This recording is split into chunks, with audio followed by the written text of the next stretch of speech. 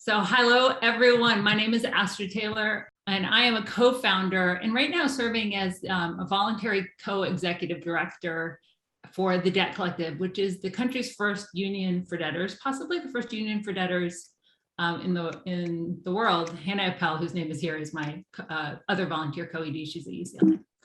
So I wanted to just give a quick overview of why we are so interested in debt. First off, debt is not an end in itself for us. It's not that we're just interested in debt. Debt is a vector of inequality in our society, a vector of race, gendered, economic inequality. And so we cannot look at the crisis of household indebtedness without also looking at the concentration of wealth. So the fact that billionaires, got richer during this pandemic is connected to the fact that households also are in a deepening debt crisis. We just have some statistics here that I think are a little out of date, but not too much. 77% of US households have consumer debt. We also don't usually use the phrase consumer debt because we try to not have people be identified solely as consumers, but we talk about households. People use credit cards. Contrary to the stereotypes, people are not putting vacations and flat screen TVs on their credit cards only. People put a lot of necessities. In fact, a huge amount of what we call credit card debt is medical debt because people pay for their healthcare with credit cards. And Bernie Sanders did a great job raising attention to this issue, but the vast majority of bankruptcies in the United States are caused by medical debt. This then causes,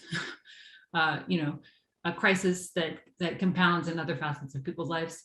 And again, going back to this issue of it being race and gendered, we of course see the deepening levels of indebtedness for people who come from historically discriminated against communities. Student debt, we always have to update the statistic. It's now $1.8 trillion. We have also been looking at the fact, so one thing we like to emphasize is that, part of why are we in debt? Well, because of stagnating wages, we're not paid enough and the lack of social services. So we are in debt because we're not provided the things we need to live. We've started working now in carceral debt and debts associated with the criminal punishment space. Of course, we would say incarceration isn't something we need to survive and thrive, but nevertheless, it has also become a source of financial exploitation. And so we see people, when they are caught up in the criminal punishment space, leaving with $13,000 on average of criminal legal debt. That doesn't count their bail debt, which is something we're going to talk about later. So, we know that also, like, once you fall behind on your debt payments and your credit score tanks, well, then the cost of credit goes up, right? If you have negative marks on your credit score, it can prevent you from getting an apartment, can prevent you from getting hired. So the ramifications of all of this are really intense and wide ranging. So as I said, household debt's at an all-time high. Just the statistic that just came out is that we've passed $15 trillion. And this is just sort of the core point for us. Household debt's a systemic condition. It's not an individual failure. So you're not poor because you made poor choices. You're poor because of these poor policies. In other words, you're actually indebted by design is another way of saying it. We love phrases and slogans of the Debt Collective. Another phrase we often say is, you're not in debt because you live beyond your means, but because you're denied the means to live. Again, the problem is wages, lack of social services. A really useful concept is predatory inclusion. And so this is the way that people are given access to credit, but on predatory terms. So think about subprime mortgages. And this is a way, so you think about payday lenders, for example, right? So these predatory lenders that kind of ensnare people in these webs of exploitative financial contracts. Just some more about how much the student debt crisis has grown. 1 million, I just want to highlight this, that there's 1 million new defaults per year. This is not the case with the pandemic because actually since March of 2020, payments on federal student loans have been paused, but 1 million new defaults a year for student debtors. Now, defaulting can be really serious, not just ruins your credit score, but you can have your wages garnished, your Social Security garnished. The biggest group of student debtors, the fastest growing group of student debtors is actually senior citizens. Why? Because they're either being forced back into college to like reinvent themselves because they've lost a job, or they're taking out loans for their kids, what are called Parent Plus loans. And so we're seeing huge increases in the number of people with their Social Security checks being garnished over this. But for the Debt Collective, I just want to highlight that we think instead of defaulting alone with shame and stigma, people should come out of the shadows and say, okay, well, yes, we aren't able to pay, but also we shouldn't have to pay this. This debt didn't exist a few generations ago. It shouldn't exist moving forward. And to politicize default, politicize when you're already struggling to pay. So of course, again, this is the student debt. Why has it increased? Well, because state funding has eroded and costs have gone up. This is just a bit more about the racialized dimensions of this. 63% of white graduates from public schools borrow, 81% of Black graduates borrow. More than half of Black borrowers and 44% of Latinx borrowers are either in default or delinquent on their loans. Why? Well, it's a lack of intergenerational wealth to draw on. It's discrimination in the labor market. You're paid less, right? So all of these factors make it harder for people to pay back their student loans. There's also the fact that Black and brown students often go into college because they need to get a bachelor's degree to get a job, you know, a white person could get with a high school diploma, right? So in other words, there's more pressure to get credentialed, and then the cost of those credentials are even higher. So one thing we like to always remind people is that student debt, you know, is something rich people do not have it. If your parents are truly affluent, if you're truly affluent, you do not graduate with student debt. There's a lot of concern trolling, I would call it, about like, should we cancel student debt? You know, some rich people get their debts canceled. It's like, well, the really affluent people don't have student debt. So what kind of collective responses are possible if this is a collective problem? And our provocation, we like to say, is debtors unions, right? So just like workers organized in the workforce, in labor unions, as our economy has become financialized, and you can call it whatever you want, financialization, neoliberalism, right? Whatever has happened to the economy, typically people talk about, you know, since the 1970s, our economy has been reorganized in a way that makes finance more central. And our insight, I think, is that there, with this new way of organizing the economy comes a new way of organizing ourselves to build power. So what are we doing concretely at the Debt Collective? I just want to give you a few headlines from Fridays, as in like 3 days ago. So this is the announcement of our abolish bail debt tool, which has the potential to eliminate over $500 million of predatory bail bonds contracts in California alone. These contracts are held by co-signers who are typically women, typically Black women, loved ones, family members of people who are incarcerated. So what we often talk in our, you know, in the media about cash bail. It's a misnomer because people don't have cash. They have to get credit. And turns out that these bail bonds companies are violating consumer protection law. That once you realize that they're offering credit, they're extending a financial service, they have to adhere to consumer protection standards, and they are not doing it. So instead of having people have to dispute their bail bonds contracts one by one, we've created a mobile-friendly app that's really easy to use, that we hope will overwhelm bail bonds companies with these demand letters, while also bringing people into our organizing so that we can fight for legislative fixes and more systemic fixes. So this app was announced, there was a press conference. Then on Friday, we also announced that we have revived something called the Rolling Jubilee, which is something we launched right after Occupy Wall Street in 2012, before putting it into hibernation. The Rolling Jubilee is a mechanism that basically allows us to act like debt collectors, in the sense that we buy portfolios of debts on the secondary debt market, portfolios of debt that are often sold for pennies on the dollar. And then we, instead of collecting on them like debt collectors do, we abolish them, we erase them. So we have erased hundreds of millions of dollars of medical debt, tuition debt, utilities for tens of thousands of people across the country. We send beautiful letters that say, jubilant greetings, your debts no longer exist. Basically, we launched it in 2012 in order to kind of captivate, to provide relief for people, while also inspiring a public conversation about the nature of indebtedness, and to show people their debts were for sale. In other words, their debts are somebody else's assets. But we ultimately knew that to solve the crisis, we were going to have to organize for systemic change. So we put the Rolling Jubilee, again, we put it into hibernation. We've revived it because of the pandemic, because we think this is a powerful moment to use this as a tool to augment our organizing. So we just sent letters on October 6th to over 20,000 people living mostly in Mississippi and Florida. Jubilant greetings, you no longer owe your probation debt.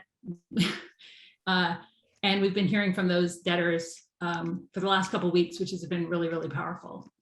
So this is one of them. This is Douglas Harper. He lives in Mississippi, and he got a letter from us telling him he no longer owes his probation debt, and he was really happy about that. So it was really neat to see his photo.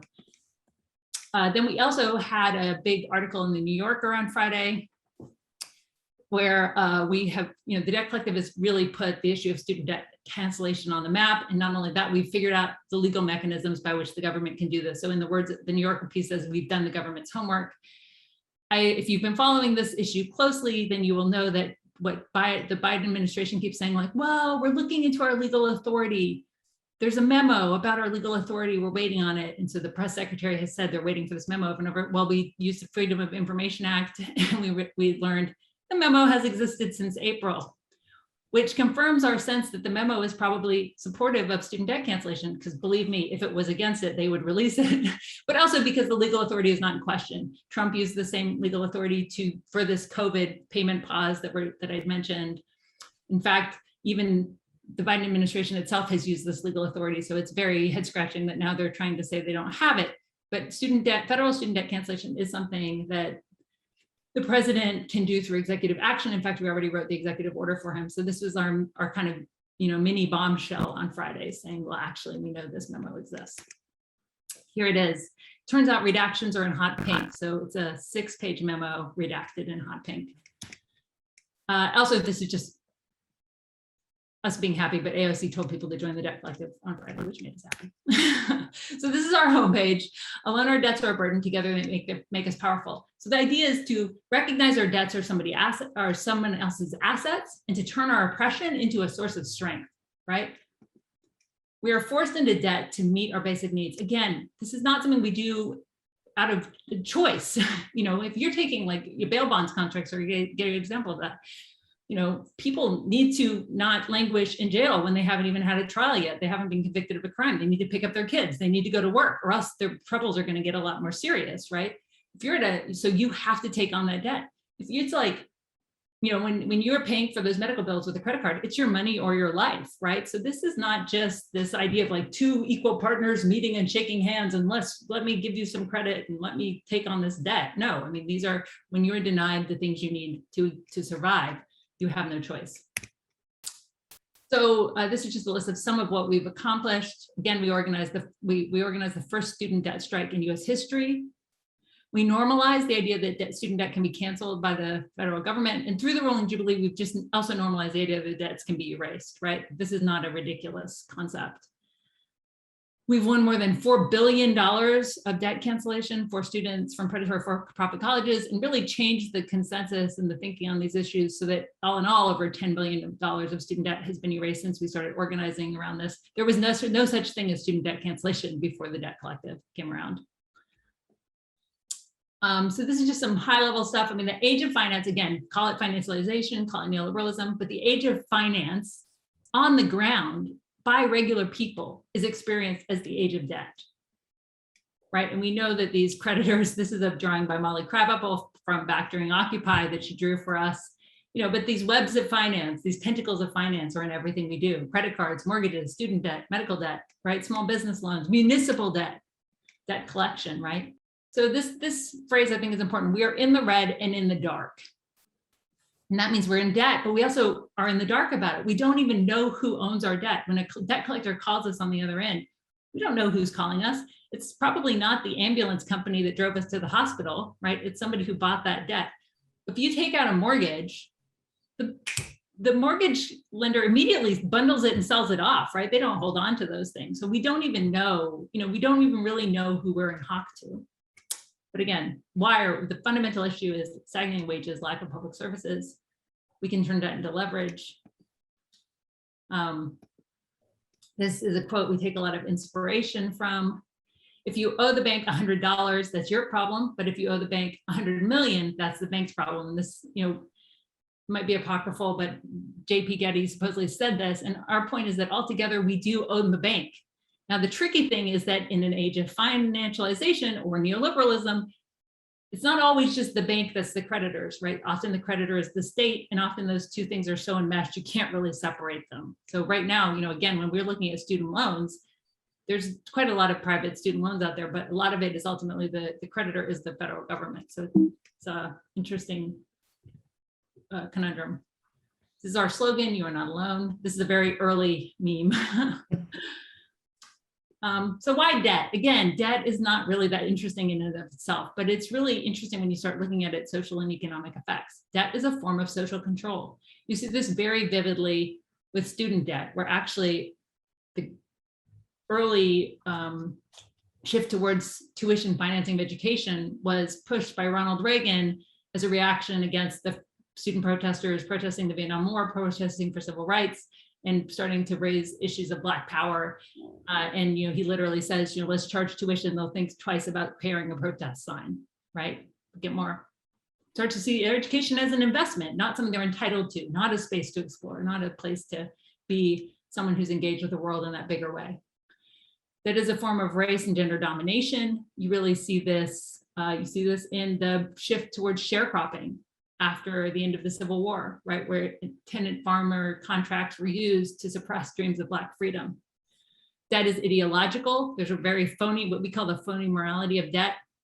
My old friend David Graeber, who is no longer with us, would often point out that in German, debt and guilt are the same words. We really have a lot of language around debt as sin, as guilt. Debt is totally shameful thing for people. But of course, I like to point out that there's this meme that was circulating last year that said things that are classy if you're rich and trashy if you're poor, and like bankruptcy is really savvy. You're like a strategic defaulter if you're in the 1%, but if you're in the 99%, it's something you don't want to talk about. Debt is deeply anti-democratic. I wrote a lot about this in my book on democracy. It's also in my film, What is Democracy? Debt, the founding fathers were obsessed with debtors' revolts and suppressing debt abolition. That was a phrase they used. James Madison talked about the wicked project of debt abolition. This way, because the vast majority of people are in debt. So if we had a more majoritarian system, you bet there would be restrictions on usury. You bet there would be more lenient bankruptcy laws, right? So, but anyway, the connections of debt and democracy are really deep. And some of the earliest debtors' revolts, going back millennia, sparked the first steps towards ancient Athenian democracy, the Roman Republic. Really interesting history here. Debt is neo-colonial, so I'm thinking here of sovereign debt crises, the worldwide, and so debt on the international stage. Debt is ecologically devastating. Why? Because interest implies that we'll have more tomorrow than we have today. So the more usurious, right, the higher the interest rates, the more we're saying, okay, in the future, we're going to have more. So there's logic of endless growth in that. This is a piece I wrote for the New York Times this summer, where I made the case for sweeping Jubilee as part of a COVID response package, and in the tradition of sort of America's unfinished attempt to reconstruct itself. So really looking at the kind of racial dimensions and the history of Reconstruction. It's Ronald Reagan. So as I mentioned, he's a very important figure in the student loan fight. But what's really interesting to me about him and worth putting out, this is just on the politics of indebtedness, is that he, really hated the student protesters at Berkeley and their psychedelic mayhem, but he loved these other protests who were tax revolters, who basically went on tax strike, refusing to pay their property taxes in the late 70s in Southern California, and that he kind of rode that anti-tax spirit to the White House, right? And that's actually when cutting taxes became a major political issue in the United States of America. And again, we can't separate these two things: the lack of taxation, which then leads to austerity, the lack of social services, which indebts us, right? And so there's the rich go on tax strike. I think we think, oh, the rich don't pay their taxes. You could say they're on a tax strike. And so people who lack wealth should go on debt strikes. Where did this come from? It started with Occupy. The Occupy student debt campaign back in 2011. At the time, I wasn't part of this initial gathering. I was doing other things at Occupy, but I quickly joined something called Strike Debt, which was like our first nascent attempt to build a debt resistance movement. But it was at Occupy in 2011, 2012, where the demand for full student debt cancellation and free college was first raised. And we were mocked. But people basically said the government will never cancel debts, and we've proven that's not true, that they will, and that even somebody as centrist as Joe Biden will run promising to cancel student debt if he's pushed. This Occupy student debt's failure to launch, this is from 2011, and this is basically Reuters saying, like, it'll never happen. So we kept organizing, kept thinking, kept studying every aspect of finance, and eventually launched the Debt Collective. So we launched the Rolling Jubilee, erased tens of millions of debts, went viral, then launched the Debt Collective, this union for debtors, organizing the students from a predatory for-profit college called Corinthian Colleges Incorporated, which was this medley of all of these other colleges, including Everest. They just like for-profit colleges do, they systematically lied to and defrauded students, leaving them far worse off than if they had never gone to schools. And I think it's just so important to say how big these companies are. When we say college, we think of, the college green, we think of Ivy League schools that serve 1,000, maybe sometimes 1,500 students, 1,500 undergrads. These kinds of predatory for-profit colleges serve hundreds of thousands of students. They are factories of exploitation, cashing in on this idea that education is how we climb the ladder, and lift ourselves up by our bootstraps. They're just incredibly awful entities. They're not schools, and they need to be abolished. The sector needs to be cut off from federal funding, because right now they are basically able to access immense amounts of federal funding in the form of student loans. 15 people went on a historic debt strike. Many of them were already in default. They were already suffering the consequences of non-payment. We launched a very creative legal strategy, not unlike our abolish bail tool, where we basically found this right hidden in the law that nobody had ever figured out how to use it. And so, a few eccentric people had tried. It's called the borrower defense to repayment, which basically says that if you were defrauded by your school, you have a right to have your loans discharged, which is, in other words, canceled. So we built a mobile-friendly app because many people we're working with didn't have home computers. They didn't have time to go to the library to print out a bunch of paperwork. And coupled this creative legal strategy with a militant debt strike. We got multiple meetings with the Department of Education. At one point, we stood up Arne Duncan when we were getting tired of him. And this is back in the day, 2018. We were clocking in $150 million of debt cancellation through this borrower defense to repayment. Again, something that would not be utilized without the Debt Collective. And now we're at billions and billions and billions of dollars because the Biden administration is now using it. So this is just one of, a message you get that one of our members got when their loan was discharged. And this is really life-changing. This is like $50,000, $60,000 of debt cancellation for someone who's been, robbed, defrauded, and who might make minimum wage, we kept, it was hard during the Trump era, but we held the line working with our friends at the project, the Harvard Project on Predatory Student Lending, who really spearheaded a lot of litigation. But this is one point where Betsy DeVos, Donald Trump's Secretary of Education, was forced to grant relief. And I just want to say her comments, other comments here at the bottom, with extreme displeasure. So displeasing Betsy DeVos was one of the high points of our career. Just gonna zoom in on that and savor it for a second here. Elizabeth Warren has given us a lot of credit for showing that debt cancellation is possible. She is also the first to realize that our other legal theory, which is called compromise and settlement, is a authority granted in the Higher Education Act of 1965. In other words, Congress already granted the president and the Secretary of Education the power to cancel federal student loans using what's called compromise and settlement authority. Elizabeth Warren was early policy wonk that she is to say, yes, this is right, and to really get behind it. But anyway, we are now in a fight. The legal memo that I mentioned at the beginning is all about compromise and settlement authority, right? This is the authority we're now battling over. This is one of our members, one of the Corinthian debt strikers, Pam Hunt, there in the back, presenting the 2019 College for All legislation, which would have coupled free college and full debt cancellation. It is not the law of the land, sadly, but there's AOC and others. So I've mentioned some of these. I mentioned our borrower defense app. I mentioned our abolish bail tool. One thing we do for our members is provide services in the form of debt dispute tools. Basically, as you all know, so much technology is made to break, right? So when the pandemic hit, there was some revelations that the state of Florida's unemployment insurance website was purposefully designed so it was unusable to keep the numbers down. This happens over and over again. So one thing we're building these workarounds to make it so people can actually exercise the rights they already have. It's shitty that we have to do this. The government should be doing it, but that's where we're at as a society. And the upside is that then we can build the tools. So not only do they help people enact their rights, they politicize them. They say, this is fucked up. This shouldn't have to be this way, and join a movement, right? That actually, even if you get your dispute through, it's not enough. We need to organize. So our borrower defense app was eventually stolen by the Department of Education, and they slapped it on their website, which at the time, you know, I thought was very amusing that they basically took this thing that was made by a bunch of people from Occupy Wall Street. Then it was revealed under the Trump administration that the Department of Education had earmarked $90 million to redesign their borrower defense app website. And Betsy DeVos had blocked it. A whistleblower came forward and they blocked it because it was too user friendly. In other words, the website was too easy to use. So they threw out, just wasted $90 million because they didn't want people to actually be able to dispute their debts. Here's just somebody getting, so then we have a general debt dispute tool. This is somebody getting their utility debt wiped out. This is the front page of the abolish bail debt tool. Again, it asks you something like 24 questions and makes a PDF, right, that we then mail where it needs to go. This is, this was I meant to earlier, this was our press conference on Friday in Los Angeles.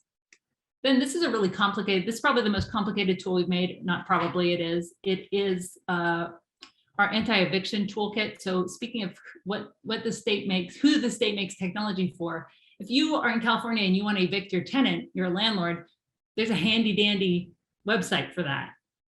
But if you're a tenant facing an illegal eviction, there's nothing for you. They just are like, oh, you're on your own.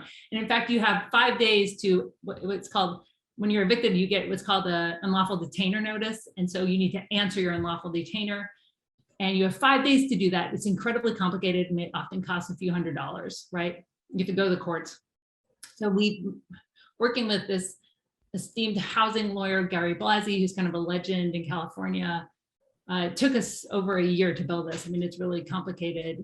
Build, again, a mobile-friendly app where people can answer their unlawful detainer, apply for a fee waiver to get around that few $100s, because if you can't pay your rent, you probably can't pay a few $100, and e-files it to the court, so you don't like stand in line to do that.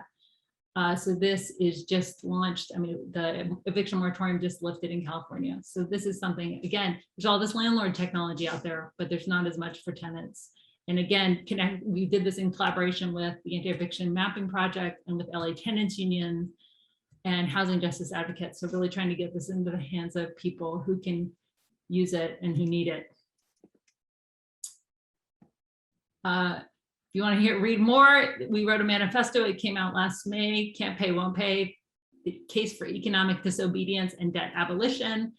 Thought I'd throw Keeanga-Yamahtta Taylor's quote in there because she just won a MacArthur Genius Award. So, can't give it extra credit. Our debts are illegitimate. We're defaulting on our true debts. I mean, this is one thing we say, we are working people are being so extracted from, right? But we're not paying the things we really need to pay. Our climate debts, we're not like, we have other bonds, other obligations that we're not honoring because of this economic arrangement, which is why we want people to join the debt collective. So yes, that is it.